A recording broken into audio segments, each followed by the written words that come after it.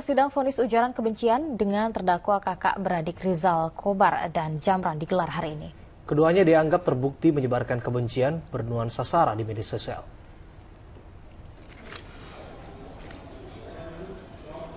Pengadilan Negeri Jakarta Selatan menggelar sidang putusan ujaran kebencian dengan terdakwa Rizal Kobar dan Jamran.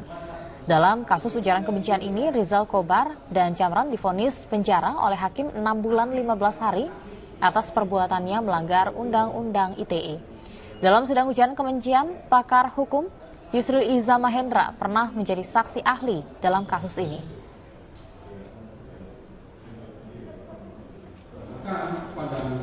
Rizal Kobar dan Jamran dianggap JPU terbukti menyebarkan kebencian berisi sara di media sosial.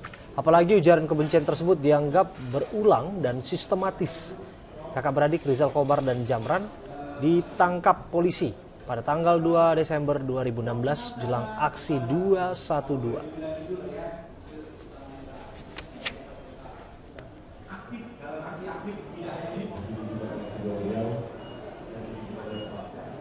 Pemirsa, Ketua Dewan Kehormatan Partai Amanat Nasional Amin Rais tengah menghadapi kasus transfer 600 juta rupiah terkait proyek alat kesehatan. Ya, hal ini terungkap dalam persidangan mantan Menteri Kesehatan Siti Fadilah Supari. Namun Amin Rais mengaku siap menghadapi kasus tersebut dan akan menghadap KPK. Ketua Dewan Kehormatan Partai Amanat Nasional Amin Rais menggelar konferensi pers di kediamannya di kawasan Gandaria, Jakarta Selatan untuk mengklarifikasi dana transfer 600 juta rupiah terkait proyek alat kesehatan yang menjerat mantan Menteri Kesehatan Siti Fadilah Supari. Amin Rais menjelaskan dana tersebut berasal dari Sutrisno Bachir sebagai bantuan operasional pada 2007 saat Amin tak lagi menjabat sebagai Ketua MPR RI. Amin Rais menyebut bersahabat dengan Sutrisno Bachir yang sering membantunya dalam kegiatan sosial maupun keagamaan. Namun mantan Ketua MPR ini mengaku tidak tahu sumber dana tersebut berasal dari dana proyek alat kesehatan. Pada waktu itu, Sutrisno Bachir mengatakan akan memberikan bantuan keuangan untuk tugas operasional saya untuk semua kegiatan sehingga tidak membebani pihak lain. Persahabatan saya dengan Sutrisno Bachir sudah terjalin lama sebelum PAN lahir pada 98.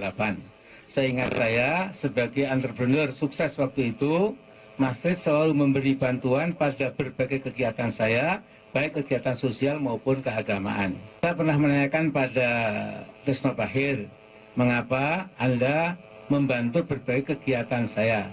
Jawabnya, saya quote ini, Mas Amin, saya disuruh ibunda saya untuk membantu Anda. Jadi ketika dia menawarkan bantuan tiap bulan buat kegiatan operasional saya anggap sebagai hal wajar. Kalau kejadian 10 tahun lalu kini diungkap dengan bumbu-bumbu dramatisasi di media massa dan sosial, tentu akan saya hadapi dengan jujur, tegas, dan apa adanya. Transfer uang ke Amin Rais terungkap saat Jaksa KPK Ali Fikri membacakan surat tuntutan 6 tahun penjara kepada Siti Fadilah Supari dalam sidang di Pengadilan Tindak Pidana Korupsi Jakarta Rabu 31 Mei 2017. Mantan Menteri Kesehatan di era Presiden Susilo Bambang Yudhoyono ini diduga korupsi dalam pengadaan alat kesehatan. Pengiriman uang dilakukan Yurida Adlani, Sekretaris Sutrisno Bachir Foundation sejak 2005 sampai 2007, sebanyak 6 kali dengan nominal 100 juta rupiah setiap kali kirim. Adapun Sutrisno Bachir kala itu menjabat sebagai Ketua Umum Partai Amanat Nasional. Transfer dana ke rekening Amin Rais dilakukan pada 15 Januari 2007, 13 April 2007, 1 Mei 2007, 21 Mei 2007, 13 Agustus 2007, dan 2 November 2007. Amin Rais berencana menemui pimpinan KPK Senin mendatang untuk melaporkan dugaan kasus korupsi yang melibatkan 2 tokoh besar.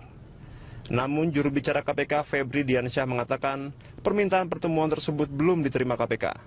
Pimpinan tidak dapat menemui yang bersangkutan ketika masih terkait secara langsung dengan perkara yang sedang ditangani oleh KPK. Namun jika ada informasi-informasi indikasi tindak pidana korupsi atau laporan terkait indikasi tindak pidana korupsi, silakan disampaikan pada KPK. Kita memiliki unit pengaduan masyarakat atau DUMAS dan nanti akan diterima di sana Setelah diterima kita akan pelajari, kita akan telaah validitas dari informasi tersebut, dan jika memang valid tentu kita akan teruskan lebih lanjut. Jadi prosedur dan mekanismenya sudah ada di bagian pengaduan masyarakat. Febri menambahkan pimpinan KPK wajib menghindari pertemuan dengan pihak yang memiliki kaitan dengan kasus yang sedang ditangani lembaga anti rasuah tersebut. Tim Liputan Berita 1 Jakarta. Pemirsa, KPK tidak berniat untuk bertemu dengan Amin Rais terkait dugaan uang Alkes mengalir ke tokoh reformasi itu. Dan untuk mengetahui alasan KPK tidak menemui Amin Rais, kita bergabung dengan reporter Friendly Sagala dan juru kamera Gerald yang melaporkan langsung dari gedung KPK Jakarta. Friendly, KPK menolak untuk bertemu dengan Amin Rais untuk membahas dugaan aliran dana Alkes. Apa alasan KPK? Ya, Yasi, berdasarkan keterangan yang diberikan oleh juru bicara KPK, Febri Diansyah, mengatakan bahwa hingga saat ini KPK belum menerima pernyataan ataupun surat permohonan resmi dari Amin Rais terkait keinginannya yang ingin bertemu dengan pimpinan KPK untuk menjelaskan aliran dana kepada dirinya terkait pengadaan alat kesehatan. Dan tapi Febri Diansyah mengatakan dan juga memastikan bahwa pimpinan KPK tidak akan bertemu dengan Amin Rais. Dan alasannya adalah karena memang pimpinan KPK memiliki kewajiban untuk menjaga integritas dan juga independensinya untuk menangani kasus-kasus korupsi, apalagi memang Amin Rais ini disebutkan muncul namanya dalam persidangan kasus dugaan korupsi dalam pengadaan alat kesehatan yang melibatkan terdakwa mantan Menteri Kesehatan Siti Fadila Supari yang merupakan kasus yang sedang ditangani oleh KPK. Artinya ketika memang Amin Rais ini masih berkaitan dengan kasus yang sedang ditangani oleh KPK, itu artinya pimpinan KPK akan menolak bertemu secara langsung dengan Amin Rais. Namun tadi Febri Diansyah mengatakan bahwa apabila memang Amin Rais memiliki informasi terkait adanya indikasi dugaan korupsi, maka ini dapat langsung diadukan kepada unit pengaduan masyarakat yang dimiliki oleh KPK. Nantinya KPK akan mempelajari terlebih dahulu informasinya. Apabila informasinya valid, maka akan segera ditindaklanjuti. Dan berikut kita dengarkan kembali pernyataan selengkapnya dari juru bicara KPK, Febri Diansyah. Perkara kita tahu sebelumnya dalam proses tuntutan sudah disebutkan sejumlah nama dan sejumlah peristiwa masih dalam rangkaian konstruksi kasus dengan terdakwa mantan Menteri Kesehatan di era sebelumnya. Nah, tentu saja pimpinan tidak dapat menemui yang bersangkutan ketika masih terkait secara langsung dengan perkara yang sedang ditangani oleh KPK.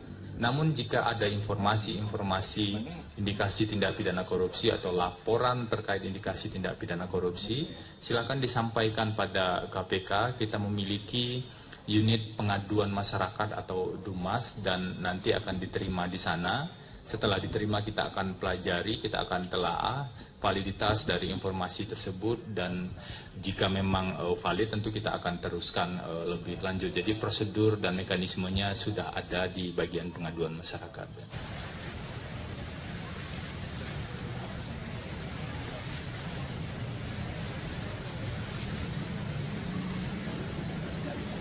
Ya sih, terkait adanya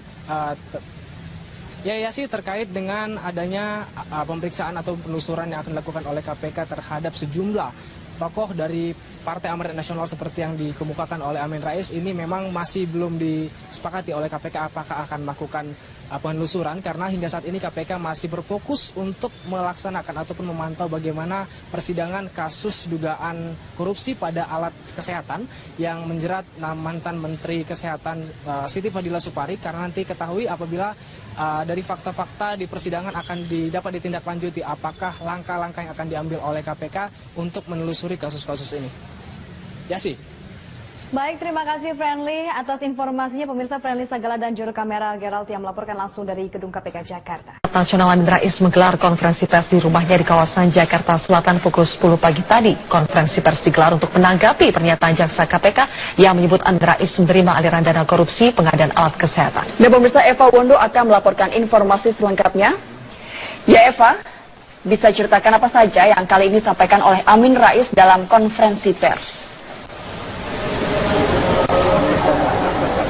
Ajeng, ada beberapa hal yang disampaikan oleh mantan Ketua Umum Partai Amanat Nasional yang juga merupakan mantan Ketua MPR dalam konferensi pers yang berlangsung sangat singkat di kediamannya di kawasan Jakarta Selatan, hanya kurang lebih tidak sampai 10 menit. Dalam konferensi pers ini Amin Rais menyatakan mengakui pernah menerima aliran uang dari mantan Ketua Umum Partai Amanat Nasional Sutrisno Bachir. Tadi dalam konferensi persnya Amin Rais menyatakan bahwa uang yang ia terima dari Sutrisno Bachir ini dalam jangka waktu atau rentang waktu Januari hingga Agustus di tahun 2007 yang lalu. Namun ia menjelaskan bahwa uang yang diterima dari Sutrisno Bachir merupakan uang bantuan operasional untuk bantuan kegiatan keagamaan dan juga kegiatan sosial yang dilakukan oleh Amin Rais.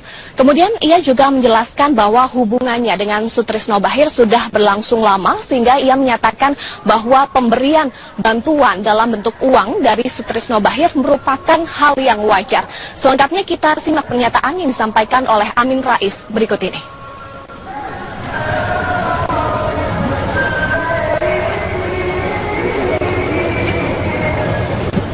Nah, Mas Tris adalah tokoh yang sangat baik dan dermawan yang sering membantu banyak pihak. Bahkan,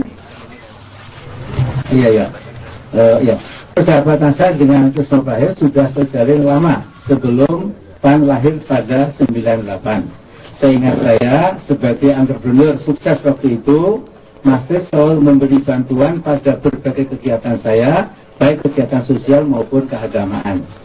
Mas Tris adalah tokoh yang sangat baik dan dermawan, sering membantu banyak pihak. Bahkan siapa saja yang mendapat bantuan dari Mas Tris, saya tidak tahu.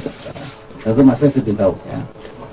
Saya pernah menanyakan pada Sutrisno Bachir, mengapa Anda membantu berbagai kegiatan saya? Jawabnya, saya quote ini, Mas Amin, saya disuruh ibunda saya untuk membantu Anda. Jadi ketika dia menawarkan bantuan tiap bulan buat kegiatan operasional saya anggap sebagai hal wajar. Nah, kalau kejadian 10 tahun lalu kini diungkap dengan bumbu-bumbu dramatisasi di media massa dan sosial, tentu akan saya hadapi dengan jujur, tegas, dan apa adanya. Di tahun 2007, saya sudah 3 tahun tidak lagi menjadi pejabat, waktu itu Ketua MPR. Namun rupanya bantuan Sutrisno Bachir untuk kegiatan operasional saya yang berlangsung selama 6 bulan pada tahun 2007 itu ini menjadi salah satu topik berita yang sangat menarik dan harus saya ikuti secara tegas dan berani. Karena itu pada Senin mendatang saya akan berkunjung ke kantor KPK untuk menjelaskan duduk persoalan. Menyatakan bahwa ia akan segera bertemu dengan Ketua Ajeng. KPK. Ya, Amin Rais akan bertemu dengan Ketua KPK. Ia sempat menyatakan hal ini, namun apakah pertemuan tersebut jadi digelar, Eva? Ya, Ajeng tadi dalam konferensi persnya Amin Rais juga menyatakan bahwa ia akan segera mendatangi KPK untuk bertemu dengan Ketua KPK Agus Raharjo. Tepatnya pertemuan ini akan dilakukan pada Senin mendatang atau pada tanggal 5 Juni sebelum ia berangkat umroh pada tanggal 8 Juni. Amin menjelaskan akan menjelaskan kasus ini kepada pimpinan KPK terkait dengan penerimaan uang yang ia terima dari Sutrisno Bachir. Kemudian ia juga menyatakan akan mengungkap 2 nama tokoh penting yang diduga terlibat dalam kasus korupsi. Nah, sebelumnya nama Amin Rais ini disebut dalam persidangan pembacaan tuntutan mantan Menteri Kesehatan Siti Fadilah Supari tepatnya pada Rabu lalu, dan disebutkan oleh jaksa KPK bahwa Amin Rais menerima aliran dana sebesar 600 juta rupiah yang dibagi dalam 6 kali transfer atau pengiriman uang. Dan disebutkan juga dalam fakta persidangan yang terungkap dalam sidang mantan Menteri Kesehatan Siti Fadilah Supari bahwa Siti Fadilah Supari ini menyalahgunakan wewenangnya dengan menunjuk PT Indofarma sebagai penyedia barang dan jasa dalam kasus tersebut, dan diduga ini menerima atau mengirimkan aliran dana ke Sutrisno Bachir Foundation. Ajeng, demikian kembali ke Anda di studio. Ya Eva Wono, terima kasih atas laporan Anda. Selamat kembali bertugas. Ketua Umum Partai Amanat Nasional Zulkifli Hasan menolak berkomentar perihal tudingan aliran dana 600 juta rupiah ke rekening Amin Rais. Kan sebagai ketua Dewan. Iya, tanya ke sana. Kalau yang lain boleh. Tanya langsung. Iya, sekarang lagi dikumpul, kalau mau datang sana tanya langsung. Tapi ada koordinasi dengan partai. Tanya langsung sana. Ya, di Gandaria nanti dijelaskan daripada potong-potong. Oke? Jam 10. Jadi kalau mau berangkat sekarang, boleh. Yang lain ada? Ya pemirsa sebentar. Ya Iqbal, baru saja acara peringatan hari lahirnya Pancasila yang jatuh pada 1 Juni ini selesai digelar di Gedung Pancasila, tepatnya di Gedung Kementerian Luar Negeri. Dan saat ini sejumlah tamu undangan telah mulai meninggalkan tempat acara, di mana hari ini resmi dimulainya, atau setiap 1 Juni akan dimulainya setiap hari libur nasional setiap tahunnya. Dan salah satu tamu yang hadir pada hari ini adalah salah satu ketua Forum Rektor Indonesia dan juga bisa dikatakan sebagai cendekiawan Muslim. Pak, selamat pagi. Kita tadi baru saja menyaksikan bagaimana hari lahir Pancasila, dan Presiden pun juga selalu membentuk satu sistem kerja dalam forum ini. Dan Bapak melihat sebagai cendekiawan, bagaimana Bapak melihat hari lahir Pancasila yang saat ini resmi menjadi hari libur nasional? Terima kasih. Assalamualaikum warahmatullahi wabarakatuh. Pertama, bahwa momentum hari lahir Pancasila yang pemerintah telah menetapkan 1 Juni pada hari ini, kita melihat bahwa ini merupakan rangkaian proses kelahiran Pancasila, di mana bahwa 1 Juni ini adalah rumusan Pancasila yang oleh Soekarno pada waktu itu dilontarkan. Sehingga kalau kita lihat rangkaian sejarah dan peristiwa Pancasila itu 1 Juni, lalu 22 Juni dan 18 Agustus. Oleh karena itu kita melihat bahwa kita memandang bahwa 1 Juni adalah proses awal dirumuskannya Pancasila. Jadi belum sampai kepada Pancasila, karena pada waktu itu Soekarno melihat bahwa gagasan-gagasan itu belum sempurna, sehingga para tokoh